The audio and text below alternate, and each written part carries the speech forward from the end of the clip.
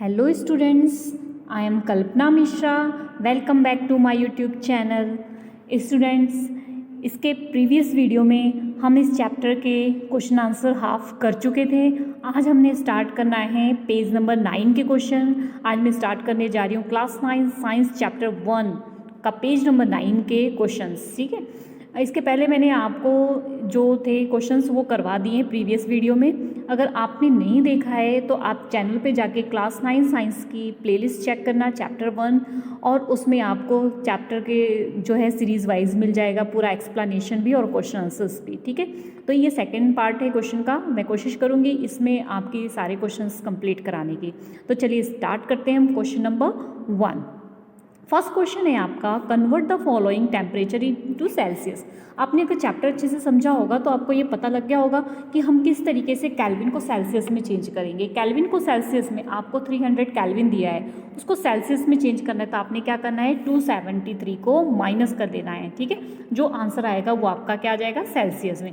इसी तरीके से 573 दिया है, उसमें से 273 माइनस करोगे तो क्या आ गया, 300 डिग्री सेल्सियस। ठीक है, तो इस तरीके से आप केल्विन को सेल्सियस में चेंज कर पाओगे। नेक्स्ट क्वेश्चन है आपका, what is the physical state of the water. Water की फिजिकल स्टेट क्या होगी 250 डिग्री सेल्सियस पे और 100 डिग्री सेल्सियस पे। तो बच्चे इसके लिए मैंने आपको बताया था, अगर 100 डिग्री सेल्सियस है ना तो लिक्विड जो है वो गैस बनना शुरू हो रहा है। 100 डिग्री सेल्सियस पे वो वेपर बनने लग जाता है तो गैस बनना शुरू हो रहा है। और 100 से अगर ऊपर हो गया तो वो गैस फॉर्म में है। ठीक है, 100 से नीचे है तो वो लिक्विड फॉर्म में है, और 0 आ गया या माइनस में आ गया तो वो क्या होता है, सॉलिड फॉर्म में होता है। तो 250 डिग्री 100 से ऊपर है ना, इट मीन्स वो क्या है, गैस है। और 100 डिग्री सेल्सियस है तो liquid as well as gas, मतलब लिक्विड भी है और गैस भी। ठीक है, मीन्स दोनों वेपर होना वो क्या हो रहा है, शुरू हो रहा है। ठीक है, नेक्स्ट क्वेश्चन है हमारा question number 3, for any substance why does the temperature remaining constant during the change of the state. मतलब जब टेम्परेचर चेंज होता है, मतलब कई सब्सटेंस में टेम्परेचर चेंज होता है, ठीक है, लेकिन उसकी स्टेट चेंज हो रही है पर टेम्परेचर नहीं चेंज हो रहा है। ठीक है, कई सब्सटेंस में तो ऐसा क्यों होता है, तो इसके बारे में मैंने आपको चैप्टर में बताया था। वो क्या होता है, लेटेंट हीट होती है। ठीक है, जो कि हिडन हीट होती है, जो हमें दिखाई नहीं देती है, और लेकिन उसकी स्टेट को वो चेंज करता है, और लेकिन टेम्परेचर क्या होता है, सेम होता है। ठीक है, तो आंसर देखते हैं। During the change of the state of any matter heat is supplied to the substance. ठीक है, जब स्टेट चेंज हो रहा है ना तो उसको हीट सप्लाई हो रही है सब्सटेंस पे। The molecules of this matter use heat to overcome the force of the attraction between the particles. ठीक है, अब ऑब्जेक्ट के ये जो पार्टिकल्स थे ना, इनके बीच का जो अट्रैक्शन था वो तोड़ने में, ठीक है, वो तोड़ने में जो है लग रही है हीट एनर्जी। ठीक है, तो अभी इसका स्टेट तो चेंज हो रहा है, इसकी अट्रैक्शन को तोड़ रहा है, लेकिन वो क्या हो रहा है, वो गर्म नहीं हो पा रहा है। मीन्स उसका टेम्परेचर में चेंज, गर्म या ठंडा जो भी है वो उसमें चेंज नहीं हो पा रहा है। ठीक है, तो the period of time temperature remain constant, इसलिए टेम्परेचर हम क्या होता है, कांस्टेंट होता है, क्योंकि अभी तो उसके फोर्स को क्या कर रहा है, तोड़ रहा है। This extra heat is acquired by the molecules in the form of hidden heat. ठीक है, तो जो ये एक्स्ट्रा हीट होती है जो मॉलिक्यूल्स के तोड़ती है, तो वो कौन सी होती है, हिडन हीट होती है, जो कि स्टेट को तो चेंज कर रही है धीरे धीरे, लेकिन हमें दिखाई नहीं दे रही है। ठीक है, नेक्स्ट क्वेश्चन नंबर 4 है हमारा, suggest a method to liquefy atmospheric gas. Atmospheric gas को लिक्विड में करने के लिए एक मेथड सजेस्ट करना है, ये भी हमने चैप्टर में अच्छे से समझा है। तो the atmospheric gas are taken in a cylinder, उसमें क्या लेना है, सिलेंडर में लेना है एटमॉस्फेयर की गैस को, विद सिस्टन और फिटन ऑन इट। यहाँ पे सिस्टन लगा देना है और उसको गैस को ले लेना है। उसके बाद क्या करना है, by cooling apply the pressure on them, उसको कूल करना है और उसके ऊपर प्रेशर अप्लाई करना है। प्रेशर अप्लाई करने के बाद वो किस में चेंज हो जाएगा, लिक्विफाइड में चेंज हो जाएगा, इस तरीके से। ठीक है, यहाँ पर गैस थी, उसके ऊपर सिस्टन से हमने क्या किया, फोर्स अप्लाई किया, उसको कूल हुआ और प्रेशर पड़ा, तो वो किस में चेंज हो गया, गैस में चेंज हो गया, सॉरी लिक्विड में चेंज हो गया। ठीक है, नेक्स्ट अब हमारा है पेज नंबर 10। आप अपनी एनसीईआरटी बुक में चेक करते रहो। ठीक है, पेज नंबर 10 के question, why does the desert cooler cool better on a hot dry day. जब गर्मी का टाइम होता है ना, तो उस टाइम जब हॉट ड्राई डे होता है, मतलब सूखा दिन होता है, मॉइस्चर नहीं होती है, ह्यूमिडिटी नहीं होती है, तो उस टाइम जो है बेटर क्यों फील होता है हमें, डेजर्ट कूल क्यों फील होता है, डेजर्ट में कूल क्यों फील होता है। तो ये कारण क्या होता है, on a hot dry day due to the increase in temperature, hot dry day है तो टेम्परेचर इंक्रीज है एंड ह्यूमिडिटी क्या है, लेस है, कम है, जिसकी वजह से इवेपोरेशन वाटर का फास्ट होता है और जितना ज़्यादा इवेपोरेशन होगा उतनी ही जो है हमें कूलिंग महसूस होगी। ये हम चैप्टर में कॉन्सेप्ट को क्लियर कर चुके हैं, ठीक है। तो जितना ज़्यादा इवेपोरेशन होगा उतनी ही ज़्यादा हमें जो कूलिंग है वो महसूस होगी। तो अगर ह्यूमिडिटी होगी तो क्या होगा, मॉइस्चर होगा हमारे आसपास, तो हमारा जो वाटर वेपर्स है वो इवेपोरेट नहीं होंगे, इवेपोरेट कम होगा तो हमें इतना ठंडा महसूस नहीं होगा, ठीक है। समझ आ गई ना बात कि हॉट एंड ड्राई डे में इंक्रीज टेम्परेचर होता है, ह्यूमिडिटी कम होती है, जिससे इवेपोरेशन ज़्यादा होता है, इवेपोरेशन ज़्यादा होगा तो कूलिंग भी अच्छी होगी, ठीक है। नेक्स्ट क्वेश्चन नंबर 2, ये बहुत इंपॉर्टेंट क्वेश्चन है, ठीक है। How does the water kept in an earthen pot become cool during summer, ठीक है। समर के टाइम में जो मटका होता है ना, मटका मिट्टी का होता है, अर्थन पॉट घड़ा, ठीक है, उसमें जो है पानी ठंडा हो जाता है। कैसे? तो this is because the water comes out from the pores of the earth and pot means मटका and it evaporate due to the evaporation is cause cooling. तो उस टाइम क्या होता है, जो मटका होता है ना, इस तरीके से कुछ इस तरीके से मटका है ये। अब इस मटके, ये मटका बना किससे है, ये मिट्टी से बना है ना, तो मिट्टी से बनने के कारण यहाँ पर छोटे छोटे पोर्स होते हैं। अब उस पोर्स से जो इसके अंदर का वाटर है ना, वो बाहर थोड़ा थोड़ा सा रिसके आता है। अब जब बाहर रिसके आ रहा है तो बाहर की जो एयर है वो इसको क्या कर रही है, इसको इवेपोरेट कर रही है, बाहर की जो हॉट एयर है इसको इवेपोरेट कर रही है। जब ये इवेपोरेट हो रहा है तो ये अंदर का पानी क्या हो रहा है, कूल हो रहा है, ठीक है, क्योंकि हमने पढ़ा है इवेपोरेशन ही किसका कारण होती है, कूलिंग का, ठीक है। तो नेक्स्ट क्वेश्चन देखते हैं, why does our palm feel cold when we put some acetone or petrol or perfume on it, ठीक है। हमारी जो पाम है वो ठंडा कैसे महसूस करती है, जब हम एसीटोन या पेट्रोल या परफ्यूम को हम अपने पाम पे डालते हैं। पाम मीन्स हथेली, ठीक है, हमारा हाथ जो होता है ना उसको कहते हैं। तो जब हम एसीटोन पेट्रोल परफ्यूम को डालते हैं ना हमारे हथेली पे, तो हमारा हाथ में थोड़ा सा गर्म सा होता है, ठीक है। तो they come into contact with air, और वो जब एयर के कांटेक्ट में आता है तो इवेपोरेशन कॉज कूलिंग। तो वो एयर जब मतलब उसके कांटेक्ट में आया तो वो क्या होने शुरू हुआ, इवेपोरेट होना शुरू हुआ। इवेपोरेट ही जब हो रहा है तो हमारा हाथ कैसा महसूस कर रहा है, हमारे हाथ की सेंसेशन जो है वो ठंडा महसूस कर रही है, ठीक है, समझ आ गया। एसीटोन पेट्रोल परफ्यूम क्या हो रहा है, जब हम अपने हाथों पे ले रहे हैं तो वो इवेपोरेट हो रहा है एयर के कांटेक्ट में आने पर, और इवेपोरेशन ही हमें कैसा महसूस करा रही है, ठंडा महसूस करा रही है, ठीक है। नेक्स्ट क्वेश्चन देखते हैं, question number 4, why we are able to sip hot tea or milk faster from a saucer rather than a cup, ठीक है। आपको गर्म दूध या चाय दे दिया गया और आपको अगर कप में दिया गया, ठीक है, और प्लेट में दिया गया, ठीक है, तो आप जल्दी से प्लेट में पी लोगे कप की बजाय, उसमें जल्दी ठंडी होगी, ठीक है। फॉर एग्जाम्पल ये आपका कप है, ठीक है, फॉर एग्जाम्पल समझ लो, ठीक है, ये कप है, यहाँ पर आपको ये प्लेट है, ठीक है, इसमें भी आपको मिल्क दिया, इसमें भी आपको मिल्क दिया, तो आप ये वाला मिल्क जल्दी से पी लोगे, इसको टाइम लगाओगे। पता है क्यों? क्योंकि इसका इवेपोरेशन का एरिया क्या है, ज़्यादा है, यहाँ से जो है ये जल्दी जल्दी जल्दी जल्दी इवेपोरेट हो रहा है, जिसके कारण ये जल्दी ठंडा हो रहा है। यहाँ पर इवेपोरेशन का एरिया क्या है, कम है, जिसकी वजह से ये जल्दी ठंडा नहीं हो पाता है और आप जल्दी से सिप नहीं कर पाते हो, ठीक है।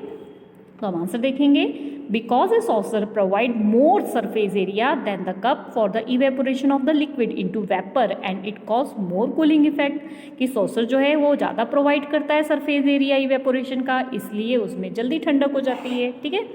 Next question number 5, what type of cloth should we wear in summer, summer में हमें कैसे कपड़े पहनने चाहिए, समर में हमें कॉटन के कपड़े पहनने चाहिए ना, क्यों? क्योंकि कॉटन जो है हमारा स्वेट अब्जॉर्ब कर लेता है, पसीना अब्जॉर्ब कर लेता है, बाद में वो इवेपोरेट भी जल्दी से हो जाता है, और इवेपोरेट होगा तो हमें क्या होगी, कूलिंग महसूस होगी, ठीक है। तो चलिए आंसर देखते हैं, we should wear light colour cotton cloth in summer, light colour because reflect heat, जो लाइट कलर होता है ना वो हीट को रिफ्लेक्ट करता है, वो एब्जॉर्ब नहीं करता, और डार्क कलर, जितना आप ब्लैक कलर या डार्क कलर पहनोगे ना उतनी आपको गर्मी लगेगी, और लाइट कलर पहनोगे तो गर्मी नहीं लगेगी, क्योंकि लाइट कलर क्या करता है, ऑलमोस्ट सारे हीट को क्या करता है, रिफ्लेक्ट कर देता है, ठीक है। It has the pore in it which absorb, अब जो कॉटन है उसके अंदर पोर्स होते हैं, वो क्या करता है, स्वेट को एब्जॉर्ब कर लेता है, और वो स्वेट क्या होता है, इवेपोरेट फास्टर होता है, देयर बाय हमें क्या होती है, महसूस, कूलिंग महसूस होती है। ठीक है, अब हम देखते हैं question answer NCERT text book के पीछे जो बैक एक्सरसाइज दी है, अभी तक हमने ब्लूप्रिंट्स देखे थे। ठीक है, फर्स्ट क्वेश्चन है convert the following temperature to the Celsius scale. Kelvin को सेल्सियस में चेंज करना, अभी जस्ट मैंने आपको बताया था 273 को उसमें से क्या कर दोगे आप, माइनस कर दोगे, तो ये क्या हो जाएगा 20 डिग्री सेल्सियस। ठीक है, इसी तरीके से 470 केल्विन है, उसमें से भी 273 माइनस करना है, तो कितना आ गया 197 डिग्री सेल्सियस। इस तरीके से ये क्या हो जाएगा, चेंज हो जाएगा। ठीक है, अब याद रखो केल्विन को सेल्सियस में चेंज करना है, 273 को माइनस कर देना है, और अगर सेल्सियस को केल्विन में चेंज करना है तो उसको क्या करना पड़ेगा, प्लस करना पड़ेगा। ठीक है, अब यहाँ पर अगला जो आपका दिया हुआ है सेल्सियस दिया हुआ है उसको केल्विन में चेंज करना है, तो इसमें आपने क्या करना है 273 को इसमें प्लस कर देना है, तो प्लस करने पे जो आएगा आंसर वो आपका केल्विन हो जाएगा, और इस तरीके से यहाँ पर ये केल्विन हो गया। ठीक है, चेंज दोनों आप ये कर लेना। नेक्स्ट क्वेश्चन है give reason for the following observation. आपको रीजन बताना है जो ऑब्जर्वेशन कर रहे हैं आप। A naphthalene ball disappear with time without leaving any solid. जो नैप्थलीन बॉल्स होती है ना, आपने देखा होगा जो आपके घरों में होती है, मीन्स क्विनाइन जिसको हम बोलते हैं, फिनाइल बोलते हैं, फिनाइल, और उसको कपड़ों में के बीच में रखा जाता है फिनाइल की गोली, तो और थोड़े समय बाद अगर हमने सर्दियों के कपड़ों में रखा और जब हम उसको गर्मियों में मतलब रख दिया हमने, अब अगले सर्दियों में हमने जब उसको देखा तो वो बॉल या तो छोटी हो जाती है तो गायब हो जाती है।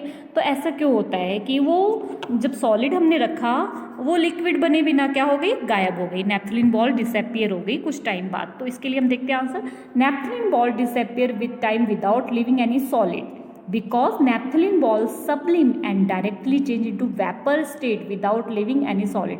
तो नैप्थलीन बॉल क्या होते हैं, धीरे धीरे के सब्लिम हो जाती है, और ये धीरे धीरे क्या होती है, बिना किसी लिक्विड के, बिना कोई और सॉलिड छोड़े हुए गायब हो जाती है। क्यों, क्योंकि इसमें क्या होता है, सब्लिमेशन मेथड होती है। सब्लिमेशन मेथड में क्या होता है कि कोई भी सॉलिड डायरेक्ट गैस में चेंज हो जाता है, वेपर में चेंज हो जाता है, या कोई भी मतलब लिक्विड है सीधे मतलब कोई भी गैस हुआ है और सीधे किस में चेंज हो जाए, सॉलिड में, सॉलिड डायरेक्ट गैस में और गैस डायरेक्ट सॉलिड में। तो इस मेथड को सब्लिमेशन बोलते हैं। इसी तरीके से नैप्थलीन बॉल में भी क्या होता है, सब्लिमेशन होता है।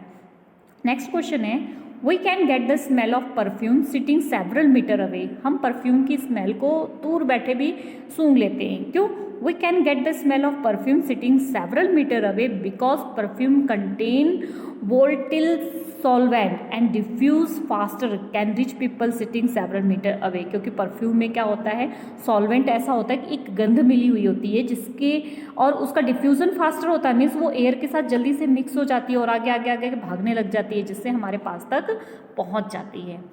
नेक्स्ट आपको अरेंज करना है इसको इंक्रीजिंग ऑर्डर में फोर्स की अट्रैक्शन के अकॉर्डिंग।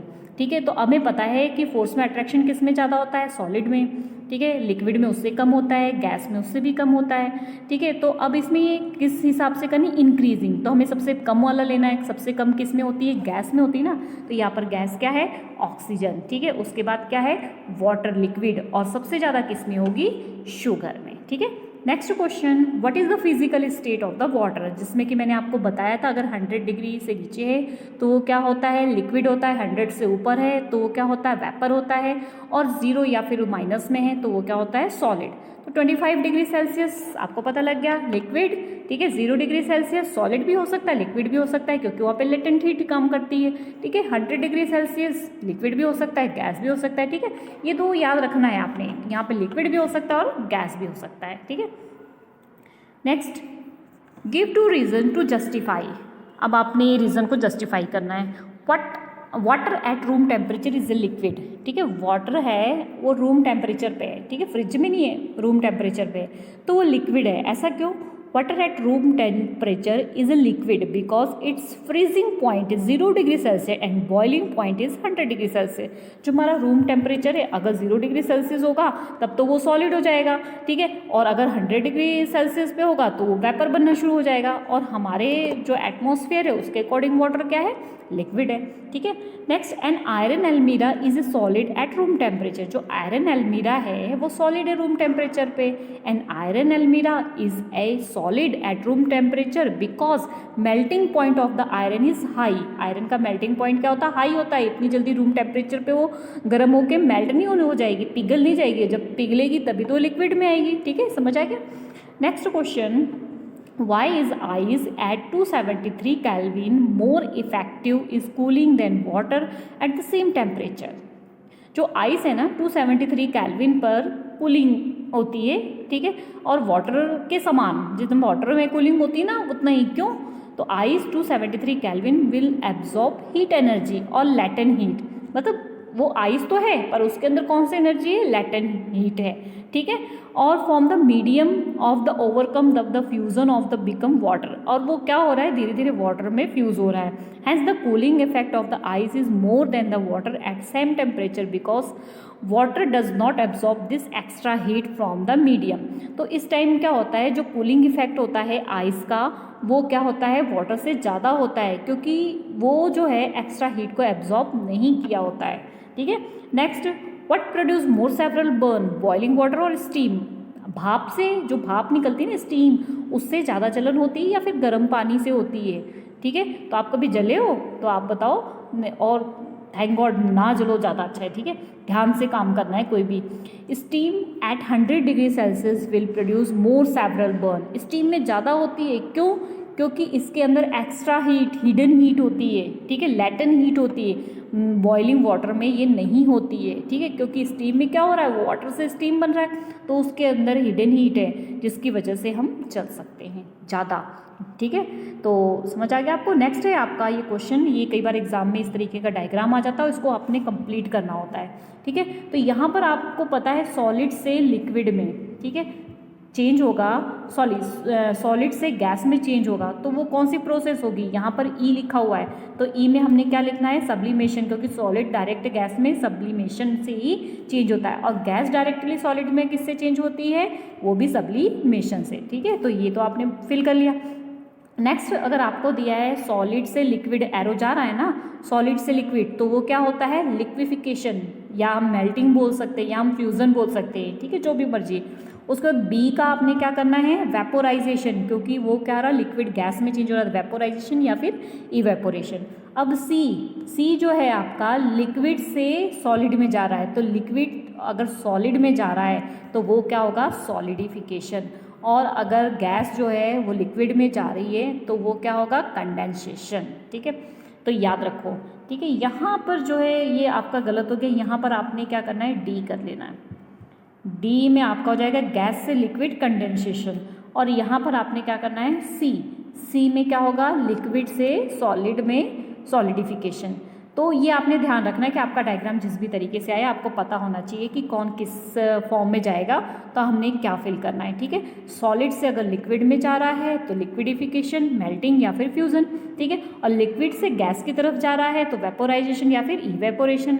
गैस से अगर लिक्विड में जा रहा है तो कंडेंसेशन, और लिक्विड से सॉलिड में जा रहा है तो सॉलिडिफिकेशन, और सॉलिड डायरेक्ट गैस में जा रहा है तो सब्लिमेशन, गैस डायरेक्ट सॉलिड में जा रही है तो सब्लिमेशन।